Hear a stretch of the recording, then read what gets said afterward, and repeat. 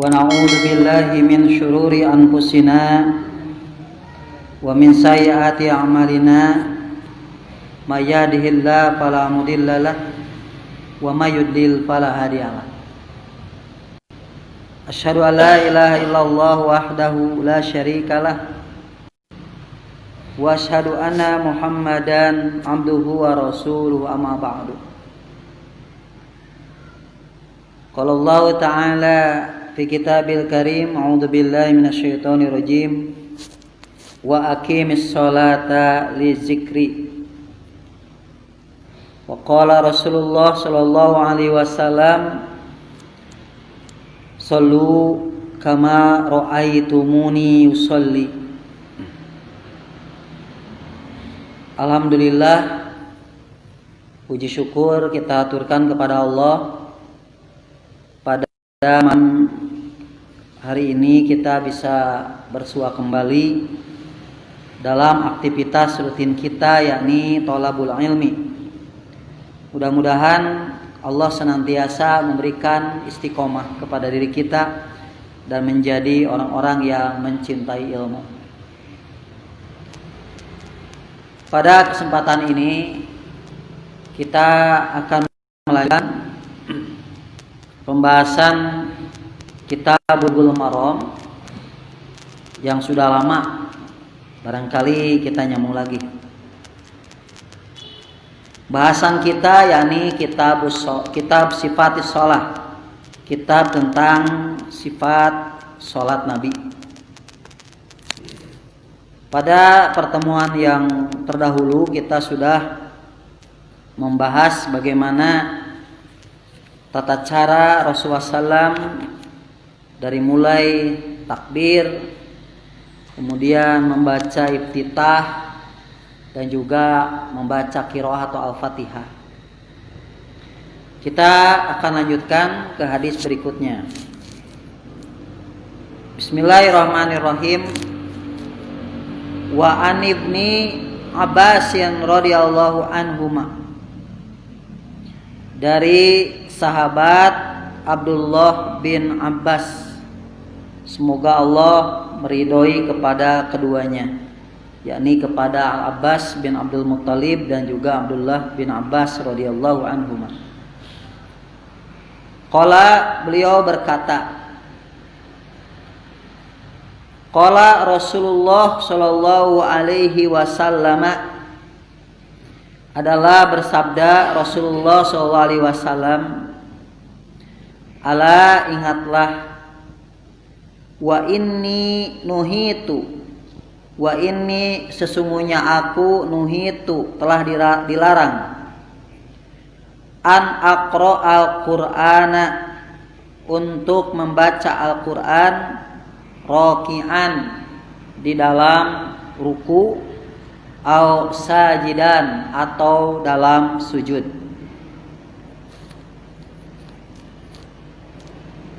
Fa amma ruku, adapun ruku, fa'adimu fihi robba, maka agungkanlah, fihi, di dalam ruku itu, ar-robba, yaitu Rob, yaitu Allah.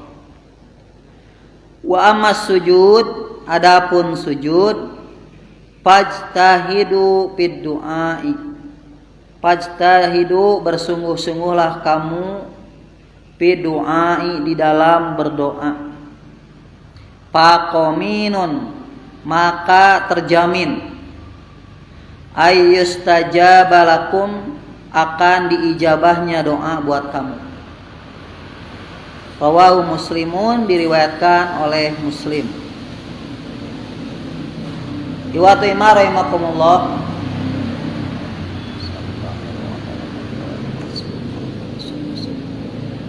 Hadis ini diriwayatkan oleh Abdullah bin Abbas. Beliau mengatakan bahwa Rasulullah SAW itu beliau menegaskan bahwa beliau dilarang untuk membaca Al-Quran di dalam sholat ketika ruku dan sujud. Sebagaimana kita mafhum bahwa sholat itu terkait dengan kedudukan sholat yang merupakan doa, tempat munajatnya kita kepada Allah, sehingga tidak ada celah di dalam sholat ini selain daripada konteks doa. Seperti misalkan kata Nabi, la yasluh hadihi sholat min kalamin nas. Tidak layak, tidak pantas sholat ini terisi daripada perkataan manusia. Jadi sholat ini pekerjaannya adalah pekerjaan sholat, dan tidak boleh ada pekerjaan manusia atau perilaku manusia. Seperti ngobrol kata Rasul, kalaminas, ya, perkataan manusia. Walaupun kita berkata-kata kan gitu, mengucapkan dalam sholat, tapi hakikatnya bukan kalamunas. Ya. Kita bukan ngobrol, tapi doa gitu. Terkait dengan awal mula sholat, yang pada saat itu orang-orang ketika melaksanakan sholat itu masih sempat untuk ngobrol pada awalnya gitu. Jadi sholatnya kan bertahap ya. Jadi ada istilah tarikh tasyri', perjalanan sejarah pensyariatan sholat. Jadi sejarah melebat kana naon oge, kana tafsir, kana sholat ge aya tarikh tasyri'na gitu. Di antaranya bahwa sholat ini pada awalnya belum ada aturan-aturan yang mengikat. Yang penting ketika Allah mengatakan aqimis sholat lidzikri, dirikan sholat untuk mengingatku. Akan tetapi pada saat itu masih ada ya, para sahabat yang ketika sholatnya masih sempat ngobrol gitu. Ketika bayang ku urang sadaya nuju urang ngobrol kieu nuju sholat, dongkap anu sholat gigiran urang takbiratul ihram, pas dilihat baturan, bro kumaha damang gitu. Ini kan merupakan sesuatu yang kita dengar begitu menggelitik gitu. Tapi itu memang adanya seperti itu. Sampai Allah Subhanahu wa taala menurunkan ayat wa qumu lillahi qanitin. Wa qumu, dan dirikanlah oleh kamu ya lillahi, karena Allah, salat itu qanitin dengan khusyuk. Jadi ayat ini terkait dengan bagaimana awalnya sholat ini masih tercampur dengan perkataan atau ulah manusia ya, pada awalnya. Dan tarikh tasyri' ini panjang Pak, bukan hanya tata caranya, bahkan rokaat sholatnya juga kan berubah Pak, formasinya. Yang pada awalnya 2, 2, 2, 3, 2 gitu ya. Formasinya semua rokaat sholat itu adalah 2, 2, kecuali apa? Maghrib. Di baheula keneh maghrib mah tidak pernah berubah sampai sekarang, yaitu 3 rokaat. Fa innaha witrun nahar, karena maghrib itu adalah witir daripada siang. Jadi bapak-bapak juga suka witir ya teh, yaitu sholat witir teh sholat maghrib. Jadi maghrib itu witir Pak untuk siang. Ketika hijrah maka ditambah jadi 4, ya 2, subuh 2 tetap, duhur jadi 4, asar jadi 4, maghrib 3. Ya. Makanya siang itu disebut tasbih yang panjang. Artinya tasbih yang panjang karena di waktu siang itu ada sholat-sholat yang panjang. Jumlah rakaatnya tidak sebanding dengan sholat malam. Kalau sholat malam cuma 1 isya, ya, cuma 4 rakaat. Kalau maghrib ini bukan sholat malam, tapi termasuk sholat siang. Ya. Kalau subuh tersendiri, subuh mah, ya, namanya sholat fajar, gitu kan. Nah, maka di dalam sholat, ketika isinya adalah doa, plus kata Nabi bahwa la yasluh fi hadis salat min kalamin nas, bahwa tidak pantas dalam sholat ini ada perkataan manusia. illa tasbih, takbir, tahmid, wa tahlil. Kecuali sholat ini harus diisi oleh kata Nabi dengan tasbih, ya, dengan tahlil, dengan kalimat tauhid. Kemudian dengan tahmid, dengan kalimat pujian kepada Allah. Ya. Kemudian dengan yang lainnya. Nah, adapun qiraah ternyata adalah salah satu bagian daripada sholat, ya. Dan ternyata dalam bagian sholat itu dari mulai berdiri qiyam, ya. Karena pada bab sholat, sifat sholat yang pertama, hadis Abu Hurairah itu diterangkan tentang hakikat apa itu rokaat, ya. Yaitu rokaat itu adalah dari mulai qiyam, ruku dan sujud. Jadi saruku teh, sarokaat teh yaitu ada qiyam, ada ruku, ada sujud. Maka pantas lamuman adroka ruku pakot adroka rokah. Barang siapa yang mendapatkan ruku, dia telah mendapatkan rokaat, itu dhaif hadisnya. Gitu. Kenapa? Karena hakikatnya rokaat itu adalah qiyam, ruku dan sujud. Kata Abu Hurairah, waq'al dalika fi sholati kulliha. Lakukan itu semua dari mulai qiyam, ruku dan sujud dalam sholatmu semuanya. Nah, dari bagian qiyam itu ada khusus selain doa, yaitu qiraah. Yang menjadi rukunnya, yang menjadi pilarnya adalah surat Al-Fatihah. La sholata liman lam yaqra bi Fatihatil kitab. Tidak sah atau sempurna sholat seseorang bila mana tidak terkumpul, yaitu membaca surat Al-Fatihah, itu Fatihatul Kitab. Kemudian ditambah lagi kalau dalam 2 rakaat pertama, ya, fi rakaatainil ulayain, di dalam hadis-hadis yang kemarin bahwa Rasulullah membaca selain daripada pilar yang utama Al-Fatihah, Rasulullah juga mensunnahkan adalah Faqra ma tayassara ma'aka minal Qur'an. Bahwa dalam 2 rakaat pertama bacalah apa yang mudah bagimu, yaitu bacaan Al-Qur'an. Ya. Jadi Al-Fatihah teh ditambihan nyata ku bacaan Al-Qur'an. Ya. Memang hakikatnya kenapa Al-Qur'an? Karena terkait dengan ayat yang saya bacakan di muqaddimah, aqimis sholata lidzikri, dirikan salat untuk mengingatku. Karena di dalam sholat adalah mengingat Allah. Dan yang terbaik, dzikir yang terbaik adalah kata Nabi, khairud dzikri Al-Quran. Sebaik dzikir, sebaik pengingat adalah Al-Quran. Ya, orang teh berarti lah orang dzikir akbar, yang soalnya dzikir akbar. Ya. Kan aqimis sholat, inna sholata tanha anil fahsya'i wal munkar. Sesungguhnya sholat ini mencegah dari perbuatan fahsya dan munkar. Kemudian wala dzikrullahi akbar. Salat ini adalah dzikir akbar. Mata teu aya deui dzikir akbar dibandingkeun jeung sareng salat. Mata sok aneh lamun hadirilah acara dzikir akbar, berarti salat eta teh. Nya banyak. Berarti rancu orang yang mengajak dzikru, marilah kita hadiri dzikir akbar. Kenapa? Karena dzikir akbar adalah salat.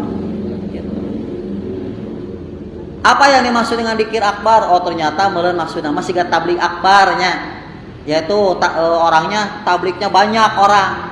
Teu jiga kieu ieu mah tablik asgor namanya. Ya, hadirilah tablik akbar anu datang saeutik, berarti lain tablik akbar, eta mah tablik asgor gitu. Sogir mah saeutik, Pak. Ya. Jadi naon atuh akbarna teh? Nah, sholat itu adalah dzikrullahil akbar, dzikir Allah yang akbar. Kenapa? Karena salah satunya terkumpul segala aspek, termasuk Al-Quran. Sebaik-baiknya dzikir adalah Al-Quran. Gitu. Nah, di sini ketika qiyam ada qiraah, ada bacaan, ya, tong dicacandak karena bagian lain. Kadang-kadang ari setan mah sok pinter. Ketika orang qiyam menuju qiyam, baca surat, tiba-tiba sok hilap geningnya bacaan teh. Ieu teh surat teh sok poho gitu kan. Tapi pas ruku sok ingat gitu. Norolang pas ruku teh. Keur mangalamun salatna nya poho kana subhana rabbiyal azim kala ka maca Quran we. Oh iya anaba teh ieu lah sambunganna teh dibaca ngorolang. Nah, makanya kata Rasul ini nuhitu an aqra al-Qur'an raki'an aw sajidan. Aku dilarang membaca Al-Qur'an ketika ruku dan sujud. Ari baca Quran saya aya di baca Quran dina ruku saya henteu. Jadi anu saya teh salah tempat mah goreng gitu. Nya. Baca Quran tuh baik ketika qiyam, tetapi kalau di bawah ruku itu jadi buruk. Kata Nabi, "Pa'amaruku pa'adimu bihi robba." Mengapa demikian? Karena adapun ruku fa'adimu fihi robba adalah agungkanlah di dalam ruku itu Rob Allah. Ini bukan sesuatu yang sepele. Karena dalam ruku itu kita membaca kalimat pengagungan kepada Allah, yaitu subhana rabbiyal azim. Ya. Subhana rabbiyal azim, subhana rabbiyal azim. Yang artinya segala puji bagi Maha suci Allah al-azim, yaitu yang maha agung. Dan ini memang diperintahkan Allah. Ya. Palamma tanazzalat kata hadis Uqbah bin Amir. Ya. Yang kemarin. Palamma tanazzalat tatkala turun ayat fasabbih bismi rabbikal azim. Fasabbih maka bertasbihlah, maha sucikanlah bismi rabbikal azim dengan nama Rabbmu yang azim, yang agung. Ayat itu kan perintah. Al aslu fil amri lil wujub. Asal dari perintah hukumnya wajib. Kanjeng Nabi teh dipiwarang ku Allah teh pasabih Muhammad bertasbih bismi rabbikal azim dengan menggunakan nama Rabbmu yang agung gitu. Ta Rasulullah ieu metakeun perintah Allah kumaha. Kata Nabi ij'aluha fi ruku'ikum. Kepada para sahabatnya Nabi mengatakan jadikan perintah Allah ini fi ruku'ikum, yaitu dalam rukumu, ya, ruku-ruku kalian. Maksudnya apa? Dalam sholat-sholat kalian, yaitu dalam ruku. Ya. Jadi perintah mengtasbih itu oleh Allah ku Nabi teh dipetakeun teh dina ruku. Tempatna teh. Bayangkan kalau kita nggak tahu kan, andai kita tidak ada contoh dari Nabi, terus diperintahkan pasabih bismi rabbikal azim, kumaha tah? Urang kudu bertasbih dengan nama Allah yang agung. Urang kita akan bingung. Bagaimana cara bertasbih kepada Allah yang agung? Taruhlah kita tahu bahwa ucapan subhana rabbiyal azim berarti itu harus dibaca. Kita pun bingung di mana tempatnya. Kalau umum berarti seharian kita harus mengucapkan subhana rabbiyal azim. Urang teh hayang we di mana teh subhana rabbiyal azim, subhana rabbiyal azim, subhana rabbiyal azim. Nah hajang sana subhana rabbiyal azim we keur lempang subhana rabbiyal azim kan diperintahkeun ku Allah pasabih bismi rabbikal azim. Tapi karena Rasulullah itu litubayyana lin-nasi manuzila ilaihim, untuk menjelaskan apa yang Allah turunkan kepada mereka dari Al-Qur'an. Kumaha ditabieuna teh dijelaskeun teh nya cek Rasul ij'aluha fi ruku'ikum. Prak perintah eta teh jadikeun dina ruku. Para sahabat teh bingung keneh, Pak. Kumaha carana? Kumaha carana? Cek Rasul taqulu subhana rabbiyal azim gitu. Nah, sabab sumpah sabi di kalimatna subhana gitu kan. Bismi rabbika rabbiyal azim. Kan Rasulullah teh ngametakeun teh. Nah. Maka akhirnya Rasulullah jeung para sahabat tasbihna subhana rabbiyal azim. sabaraha kali. Kadang Rasulullah teh memerintahkan salah samarawat 3 kali. Ya. Kadang-kadang cek para sahabat Rasulullah teh memanjangkan yutilu ruku'ahu wa sujudahu. Rasul teh sok memanjangkan rukuna dan sujudnya. Jadi henteu paten kudu tilu wae. Subhana rabbiyal azim teh bisa sabaraha wae. Ke tahajud mah bisa 100 kali ge meunang. Gitu kan. Subhana rabbiyal azim, gitu kan. Subhana rabbiyal azim. Bahkan Rasulullah sendiri itu dihitung oleh para sahabat. Nah, para sahabat ngaleukeun nya kareta sigana dihitung sabaraha hiji, 2 gitu. Gitu. Dibandingkeun antara ucapannya Rasulullah. Asra marat Anas teh sekitar 10 kali. Ya. Jadi rukunya Rasul teh subhana rabbiyal azim teh lamun berjamaah eta teh alami rukuna teh sekitar 10 kali. Ya. Janten mau mungkin anu kitu papacokan nya lamun nama ruku teh teng gitu nya siga peran nya Allahu akbar sami Allahu liman hamid encan kita tegak geus nyungsep deui ka handap gitu kan. Enggak mungkin. Makanya Rasulullah itu rukunya itu lama. Sebagaimana kadang-kadang di Masjidil Haram juga ruku dan sujudnya suka lama gitu. Ayo di urang kadang-kadang ruku jeung sujud suka sekedap gitu. Rusuh gitu nya. Komo dibere tarawih 2-3 7 menit mah moal duka nepi tarangna ge duka henteu gitu. Ya. Palama tanajalat sabihisma rabbikal a'la. Tatkala turun ayat dalam Al-Qur'an surat Al-A'la.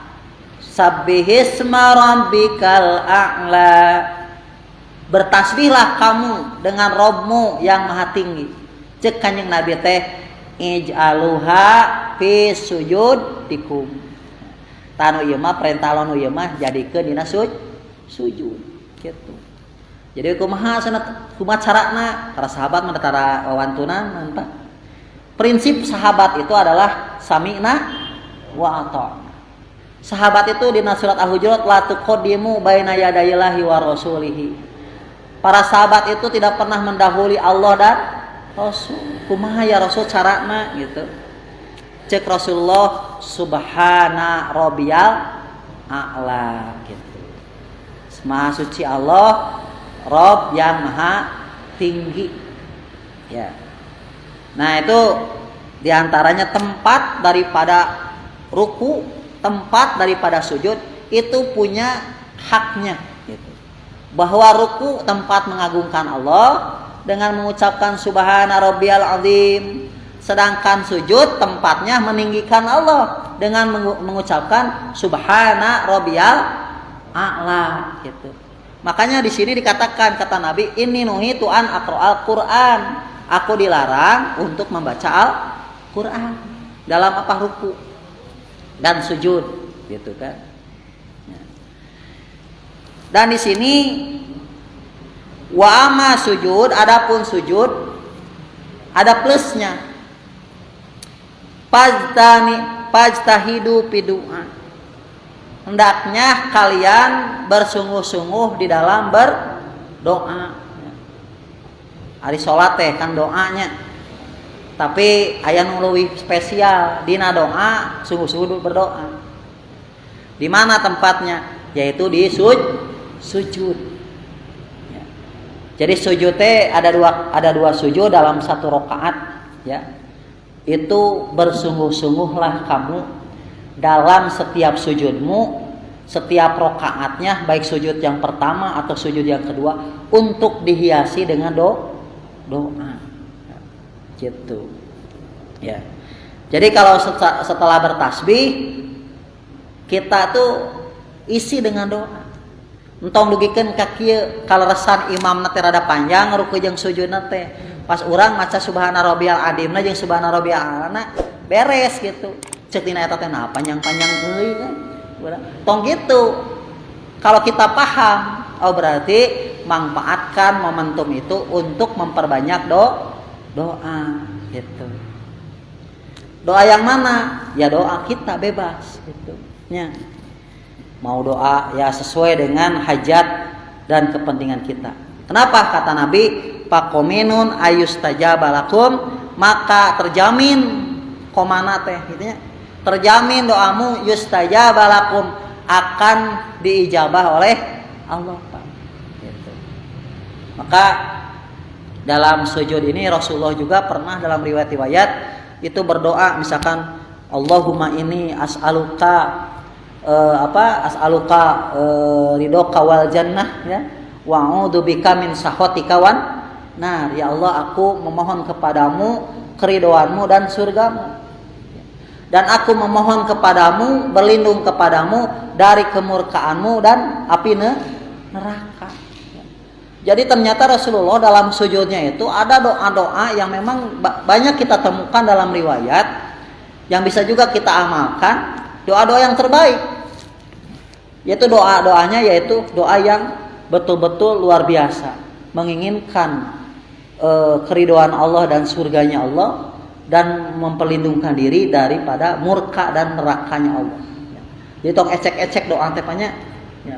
Kadang-kadang ngadoa teh gitunya doa naon biasa we urusan dunia. Ya Allah, mudah-mudahan abdi tahun ayeuna tiasa naon naik ieu cenah. Naik honor. Nah, itu mah Pak, ecek-ecek Pak yang gitunya. Itu mah bisa diminta dengan rezeki gitu kan, yang umum Pak. Ya. Dengan keberkahan rezeki, enggak usah didetilkan gitu kan.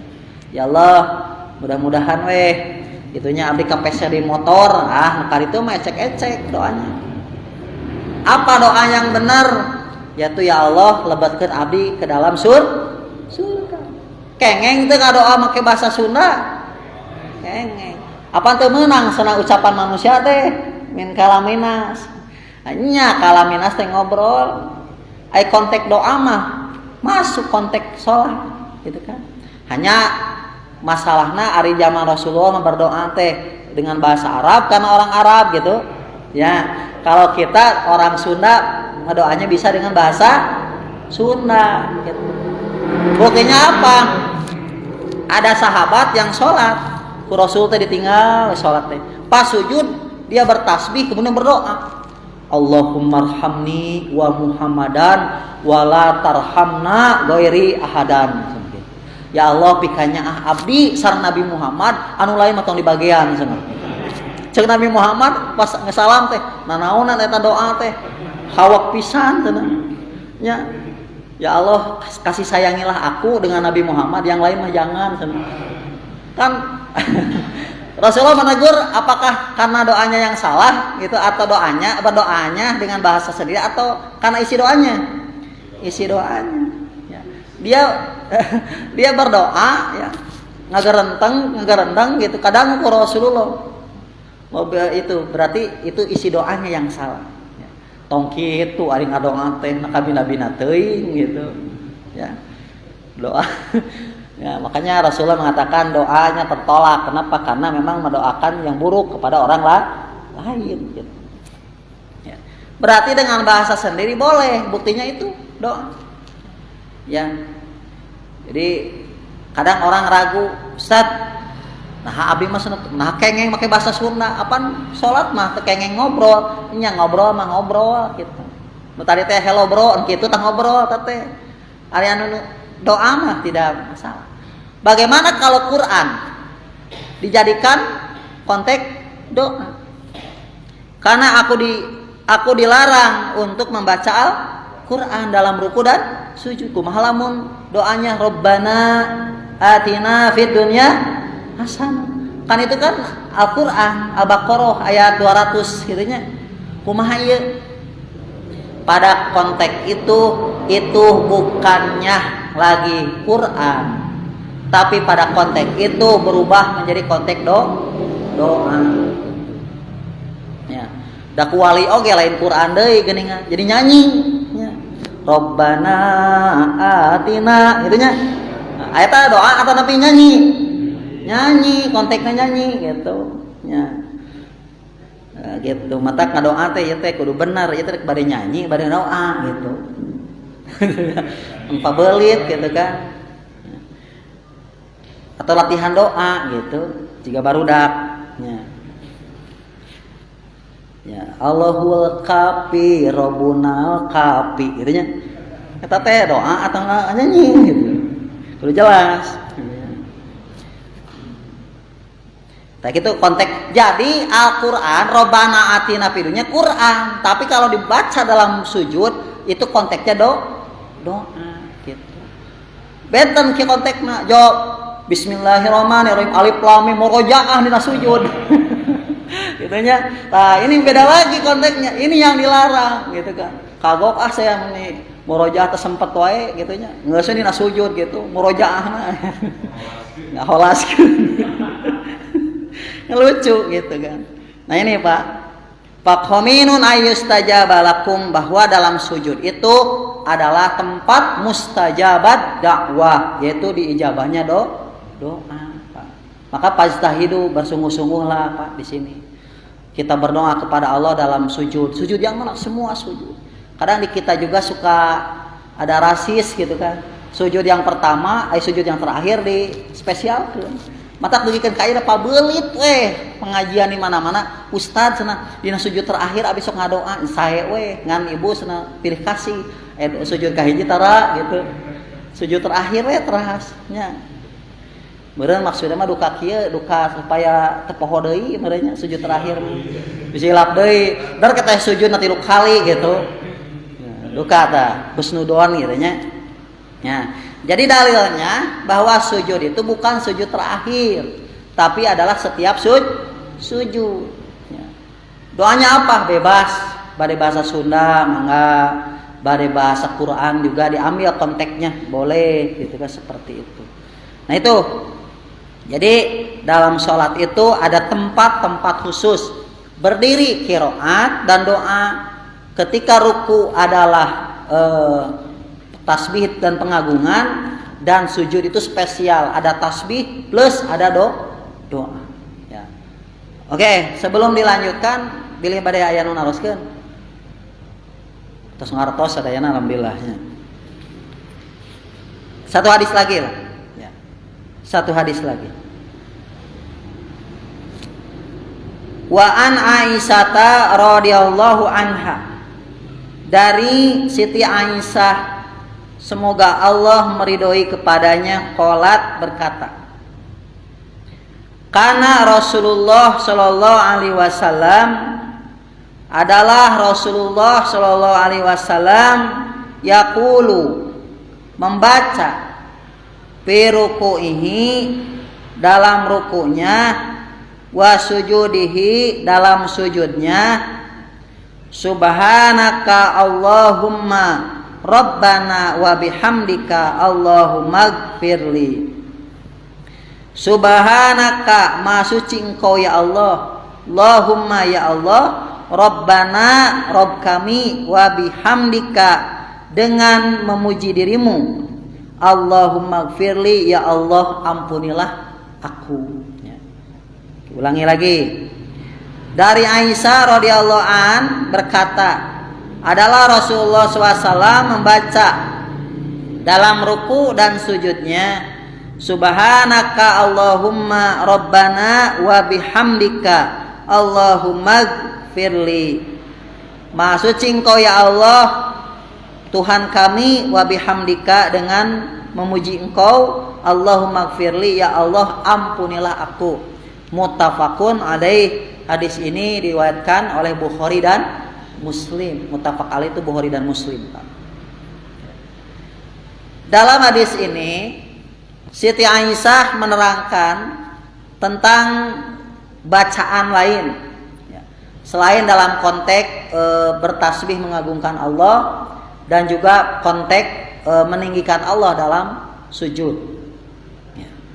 Bahwa dalam ruku dan sujud ini bahkan Rasulullah satu paket bacaannya, sama baik ruku dan sujud.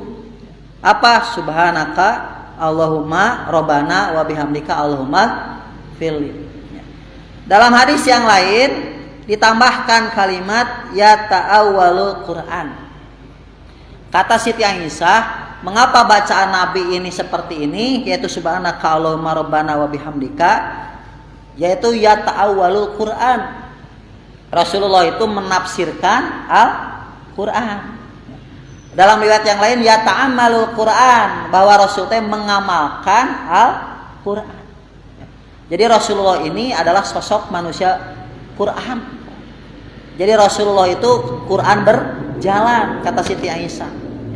Jadi lamun urang hoyong ninggal Quran, kumaha cara petana Quran teh tinggal Rasulullah. Urang ngamalkeun hadis tina ibadah, ieu teh hakikatna nuju ngamalkeun Al-Quran. Gitu. Ya. Mengapa demikian? Karena Rasulullah itu ya ta'awwalul Quran. Ya. Beliau mengaplikasikan Quran itu dalam ibadah, gitu kan. Ya. Contoh misalkan di sini Subhanaka Allahumma Rabbana wa bihamdika, mengamalkan Quran mana ayat mana? Ya. Ayatnya adalah ayat yang diturunkan ketika Haji Wada, yaitu surat An-Nasr. Ya. Ketika dalam surat An-Nasr turun ayat fasabbih bihamdi rabbika wastaghfir innahu kana tawwaba.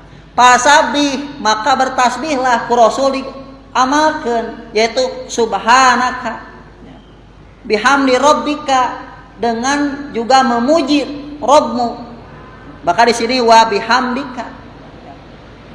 Wastaghfir, dan mohon ampunlah. Di sini kalimat Allahumma firli, ya Allah ampunilah aku. Nah ini subhanaka Allahumma rabbana wa bihamdika Allahumma firli, kata Siti Aisyah, merupakan pengamalan dari ayat Al-Quran. Gitu. Makanya kata Siti Aisyah dan para sahabat, di akhir kehidupannya, karena Nabi SAW yuksiru fi ruku'ihi wa sujudihi, adalah Rasulullah memperbanyak baik dan ruku dan sujudnya dengan mengungkapkan subhanaka Allahumma rabbana wa bihamdika Allahumma firli. Jadi dugikeun ka pupusna Rasul teh maca subhanaka Allahumma rabbana wa bihamdika Allahumma firli. Seakan-akan Rasulullah menyambut ajalnya, ya. Menyambut akhir kehidupannya dengan memperbanyak tasbih, ya. Yaitu subhanaka Allahumma rabbana wa bihamdika Allahumma firli, ya. Makanya tidak ada sesuatu yang paling baik ketika kita mengikuti tuntunan Rasulullah, gitu. Kalau kita Rasulullah memperbanyak subhanaka Allahumma rabbana wa bihamdika, artinya apa? Artinya bahwa Rasulullah SAW itu menghiasi akhir kehidupannya dengan tasbih subhanaka Allahumma rabbana wa bihamdika, gitu. Ya.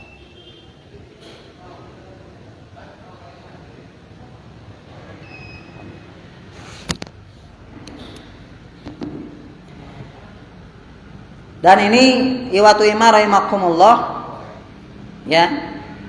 Subhanaka Allahumma rabbana wa bihamdika ini banyak dibaca oleh Rasul. Apakah hanya ini saja? Kita boleh membaca sebelumnya juga, gitu.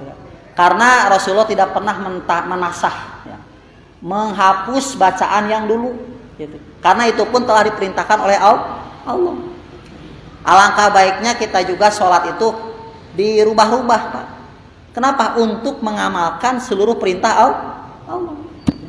Kita membaca subhana rabbiyal adzim berarti mengamalkan fasabbih bismi rabbikal adzim.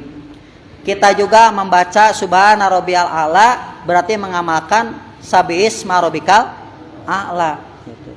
Urang membaca subhanaka Allahumma rabbana wa bihamdika mengamalkan tadi surat An-Nasr, gitu, ya.